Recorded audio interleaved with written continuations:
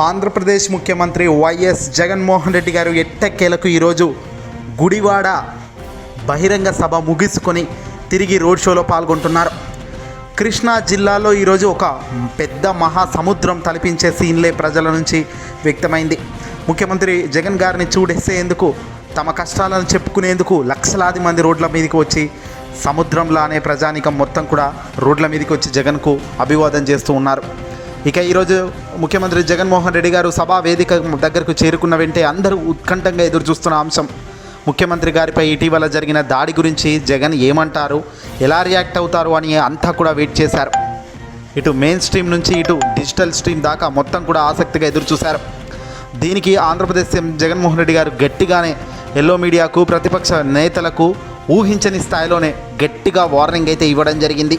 ఇక్కడున్నది మంచి చేస్తున్న ధైర్యంతో నిలబడిన ఒక వ్యక్తి మీ జగన్, మీ బిడ్డ అంటూ జగన్ మొదలెట్టాడు. చుట్టూ ఉన్నది ఏ మంచి కూడా చేయని అబద్ధాలే పునాదులుగా, మోసాలే అలవాటుగా పెట్టుకున్న కుట్రదారులే అటువైపు ఉన్నారని, ఒక పక్క మీ జగన్, మరో పక్క ఈ కుట్రదారులందరూ ఉన్నారని జగన్ అన్నారు. ఒక్క మీ జగన్ మీద ఎంతమంది దాడి చేస్తున్నారంటే ఓ చంద్రబాబు, ఓ ఈనాడు, ఓ ఆంధ్రజ్యోతి, ఓ టీవీ5, ఓ దత్తపుత్రుడు, ఓ బీజేపీ, ఓ కాంగ్రెస్, ఇవన్నీ సరిపోవన్నట్టు ఎన్నో కుట్రలు, ఎన్నో మోసాలు చేస్తున్నారు తెర వెనకాల. కుటిల పద్మవ్యూహంలో ఒక్కటై బాణాలు సంధిస్తున్నది ఒకే ఒక్కడి మీద, అది మీ జగన్ మీదే అంటూ జగన్ అంటుంటే గుడివాడకు సంబంధించిన బహిరంగ సభ మొత్తం దద్దరిల్లింది ప్రజల వాయిస్ నుంచి కూడా.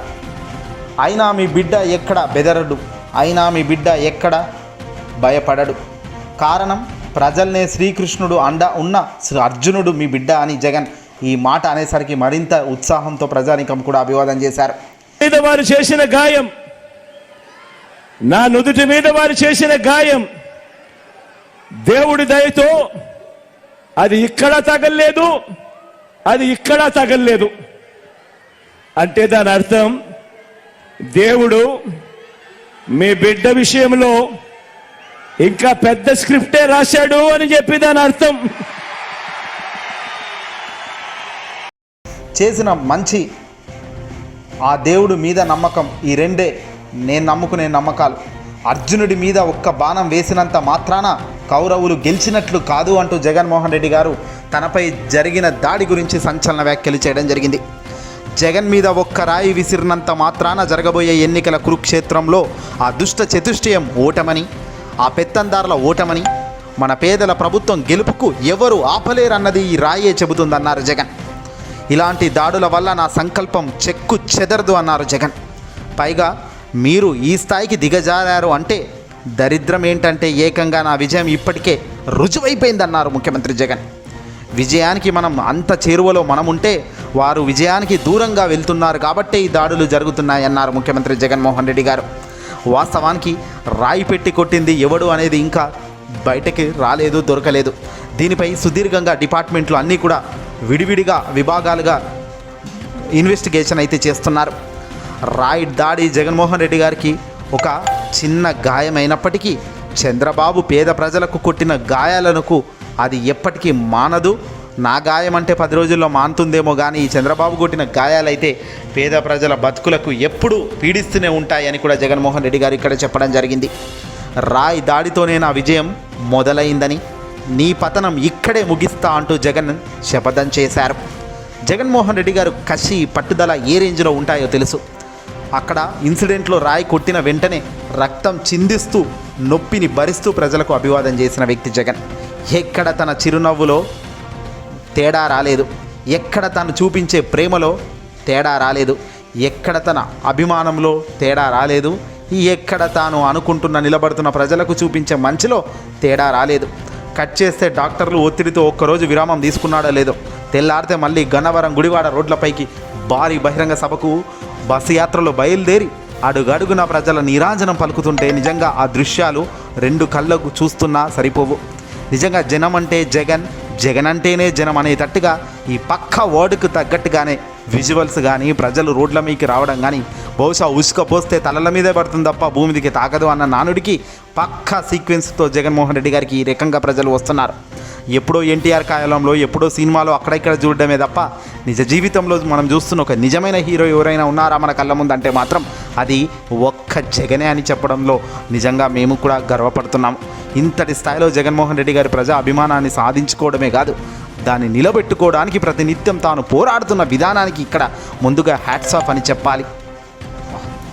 ఒకటి మాత్రం నిజం, రాళ్ళు ఎవరి మీద పడతాయంటే పండ్లు కాసే పండు మీదనే పడతాయి, ఆ చెట్టు మీదే పడతాయి అన్నట్టుగా జగన్మోహన్ రెడ్డి గారు మంచి చేస్తున్నారు కాబట్టి ఆ మంచిని తట్టుకోలేని ఈ చంద్రబాబు, తెలుగుదేశం పార్టీ పెద్దలు, పవన్ కళ్యాణ్ చివరి హస్త్రంగా ఏకంగా తనను హతమార్చాలి, తనను ఉంచే ప్రయత్నం లేదు అన్నట్టుగా తాను చేస్తున్నాడు. ఇవన్నీ కూడా చంద్రబాబుకు గత చరిత్ర అలవాట్లే. రంగా గారిని విజయవాడ నడిబొడ్డున చంపించింది చంద్రబాబు నాయుడు కాదా అంటూ చాలామంది ప్రశ్నిస్తున్నారు. తెలుగుదేశం పార్టీలో చంద్రబాబును ఎదిరించిన వాళ్ళ పరిస్థితి కనీసం వాళ్ళు తినే ఆస్కారం లేకుండా వాళ్ళని చంపించిన వ్యక్తి చంద్రబాబు. అంతెందుకు, పిల్లనిచ్చిన మామ ఎన్టీ రామారావు గారిని ఏకంగా చెప్పులు విసిరించిన ఘనత చంద్రబాబు. ఆ తర్వాత తాను పైశాచికంగా తనను దెబ్బతీసి మానసికంగా తాను కృంగిపోయేటట్టు చేసి చివరికి తన మరణానికి కూడా కారణమైన వ్యక్తి, పిల్లనిచ్చిన మామ అన్న కనికరం కూడా లేని వ్యక్తి చంద్రబాబు నాయుడు. ఆ తర్వాత ఎన్టీఆర్ తర్వాత రావాల్సిన వారసులను పూర్తిగా తను చాకచక్యంతో తన తెలివితో వాళ్ళను ఆకట్టుకొని మొత్తం కూటమినే లాగేసుకొని ఈరోజు అధికారం చెల్లిస్తూ ఆ పార్టీని దాన్ని నడిపిస్తున్నాడు ఈ పెద్ద మనిషి నారా చంద్రబాబు నాయుడు. ఈ కుళ్ళు రాజకీయాలు, ఈ కుతంత్ర రాజకీయాలు, దమ్ముతో కూడని రాజకీయాలు, ధైర్యం లేని రాజకీయాలు చేసేది చంద్రబాబు నాయుడు. చరిత్ర మొత్తం చూసిన 2019లో కానీ, 2014లో కానీ, 2000లో కానీ, 1990, 1870, 80 నుంచి ఎప్పుడు చూసినా చంద్రబాబు నాయుడు గెలిచింది ఎన్నిసార్లు, నిజంగా భారీ మెజార్టీతో ప్రజల ఆశీర్వాదంతో ఎప్పుడైనా ఈ పెద్ద మనిషి గెలిచాడని చూస్తే మాత్రం ఎప్పుడు గెలవని పరిస్థితి. కేవలం జెండాలు కట్టడం, ఆ పబ్బం గడుపుకొని ఆ జెండాలను చించి బయట పాడేయడం, ప్రజలకు పిచ్చి మేనిఫెస్టోలు ఇవ్వడం, ఏ మేనిఫెస్టో చేయని పరిస్థితుల్లో మేనిఫెస్టోనే వెబ్సైట్లో నుంచి తొలగించడం, ఇంత నిస్సిగ్గుగా సిగ్గుమాలిన పనులు చేస్తున్న చంద్రబాబు నాయుడు మొదట వాలంటీర్ వ్యవస్థ దారుణమని, ఇంటిలో మొగుళ్ళు లేని టైంలో పిల్లల దగ్గరికి పోయి డోర్లు కొడుతూ వాళ్ళని ఇబ్బంది పెడుతున్నారు మానసికంగా అంటూ చెప్పిన ఈ దరిద్రుడు ఇప్పుడు అదే వాలంటీర్ వ్యవస్థకు తాను అధికారంలోకి వస్తే నెలకు 10,000 రూపాయలు ఇస్తానంటున్నాడు.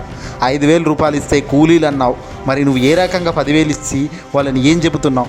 ఆ వ్యవస్థనే మంచిది కాదన్న నువ్వు ఈరోజు అదే వ్యవస్థను కొనసాగిస్తున్నాను అంటేనే అర్థమవుతుంది జగన్ పనులన్నీ నీకు శబాష్ అనేటట్టు ఉన్నాయని. జగన్ పనులు తెర వెనుక నీకు నచ్చుతున్నాయి, కానీ తెర ముందు నీ రాజకీయ జీవితం ముగిస్తుంది కాబట్టి అవి నచ్చవు. నీ కొడుకు రాజకీయంగా ఎదగడు కాబట్టి అవి నచ్చవు. నీ రాజకీయ తెలుగుదేశం పార్టీ కుప్పగూలి సర్వనాశనమై ముగింపు దిశకు వస్తుంది కాబట్టి జగన్ అధికారంలోకి రావద్దు. అంతే తప్ప ప్రజలకు నువ్వు చేసే మంచి ఏందయ్యా, వీడు ఏం మంచి చేసిండానో వీని ముడ్డెనగా పవన్ ఉరుకుతూ పెద్ద పెద్ద డైలాగులు కొడుతున్నాడు. నిజంగా పవన్ గుండె మీద చెయ్యేసుకొని చెప్పు, ఎన్నడైనా జగన్ మాదిరిగా చంద్రబాబు ఇది చేశాను అని 40 ఏళ్ల చరిత్రలో ప్రజల ముందుకు వచ్చి కాగితం చూపిస్తూ చెప్పాడా? ఈరోజు అంతెందుకు, జగన్ 2014లో ఈ ముగ్గురు కలిసి కూటమి కట్టి ఈ మాదిరిగా మేనిఫెస్టో ప్రకటన చేసి చించిపారేశారు. మరి ఇప్పుడు దీనికి సమాధానం చెప్పండి అంటే కూడా చెప్పలేని స్థాయిలో చంద్రబాబుతో పాటు పవన్ను కూడా ఇక్కడికి లాగాలి. ఎందుకంటే ఆ రోజు కూటమిలో ఈ దరిద్రుడు పవన్ కూడా ఉన్నాడు కదా. మరి ఇన్ని దారుణాలు పెట్టుకున్నా, ఇంత దారుణమైన వ్యక్తులు ముగ్గురు ఒకటి కట్టి ఇప్పుడు ఏదో పొడుస్తామంటే ఎవడు నమ్ముతాడు? ఈ వీడియోని అసలు లైక్ కొట్టి తప్పక మీ మిత్రులందరికీ షేర్ చేయండి.